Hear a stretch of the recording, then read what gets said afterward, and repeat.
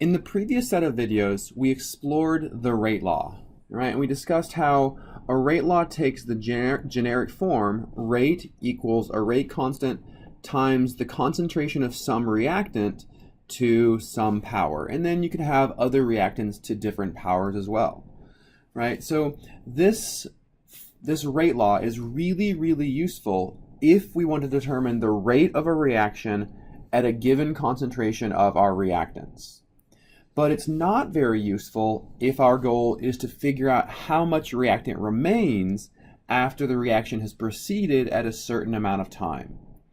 Okay, and to do that, what we want to do is access our integrated rate laws. So for those of you who have a little bit of calculus background, you might recognize this word integrated as something that you learn when you learn how to do calculus. In this class, we're not going to do the calculus. We're just going to see the result of integrating this rate law. Okay, so there are three forms of integrated rate laws that you need to be familiar with. Okay, so if a reaction is zeroth order, then the integrated rate law is the concentration of A equals minus KT plus the initial concentration of A. Okay, so this would be the concentration of the reactant at any specific time, and that time is T. This term right here is the initial concentration. So this is the concentration at time 0. Okay, and K is the rate constant. So that's a zeroth order. If we have a first order reaction, the integrated rate law takes a similar form, but in this case it's the natural log of the concentration equals minus KT plus the natural log of that initial concentration. Okay, so all of the same terms here, concentration, rate constant, time, and initial concentration, but now we have the incorporation of a natural log. And for a second order reaction,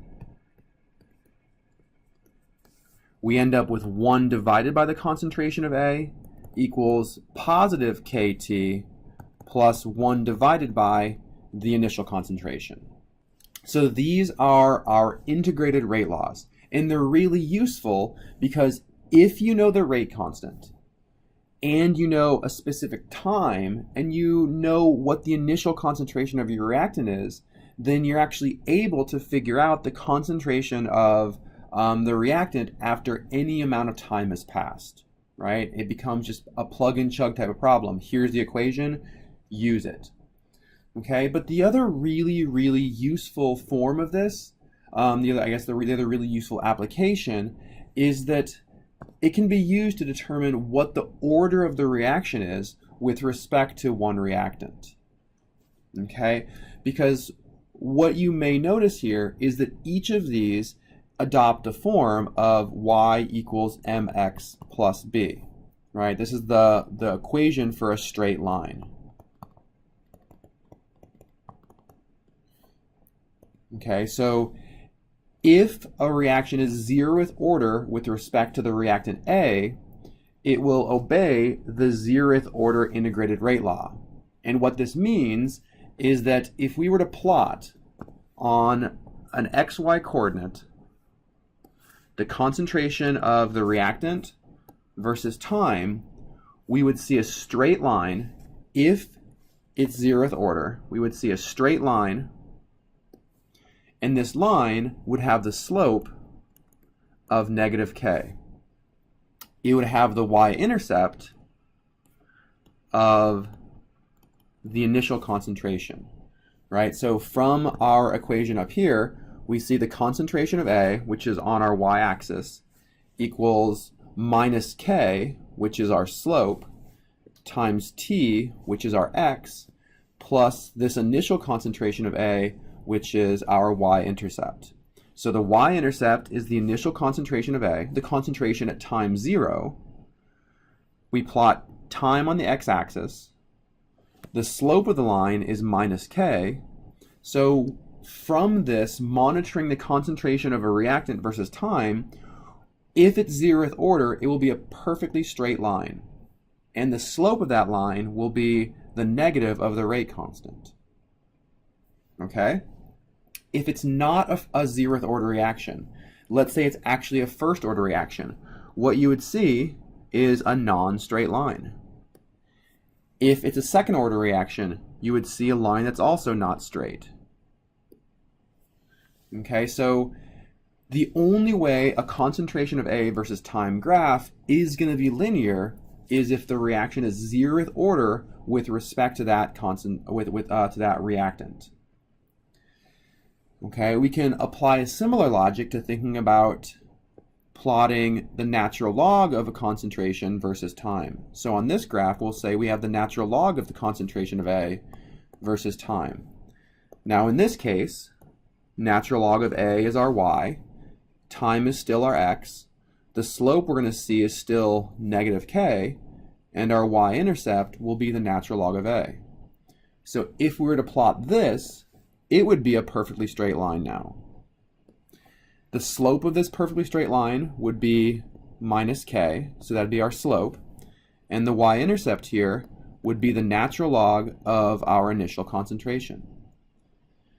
Okay, if the reaction were zeroth order, it would not be a straight line. It would be curved again.